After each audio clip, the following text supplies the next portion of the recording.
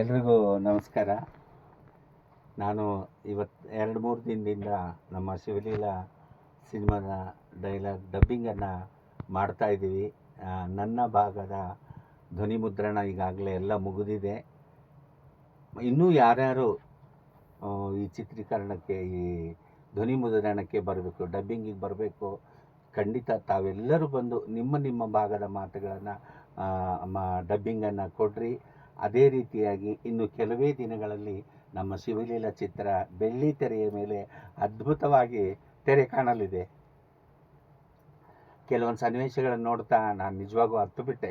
ನಮ್ಮವರೆಲ್ಲ ಮಾತಾಡ್ತಾ ಇದ್ದು ಡಬ್ಬಿಂಗ್ ಆದವ್ರದನ್ನು ಆಗದೇ ಇರೋದನ್ನು ನೋಡಿ ನಾನು ನಿಜವಾಗ ಹತ್ತುಬಿಟ್ಟೆ.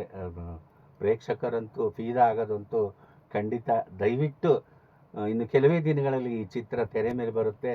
ಯುವ ಕಲಾವಿದರನ್ನು, ಹೊಸ ಕಲಾವಿದರನ್ನು ಬೆಳೆಸಿ ಉಳಿಸಿ ಅಂತ ಕೇಳ್ತಾ, ಕನ್ನಡವನ್ನು ಉಳಿಸ್ರಿ, ಕನ್ನಡವನ್ನು ಬೆಳೆಸ್ರಿ ಅಂತ ತಮ್ಮೆಲ್ಲರಲ್ಲಿ ಕೇಳ್ಕೊಳ್ತೀನಿ. ನಮಸ್ಕಾರ.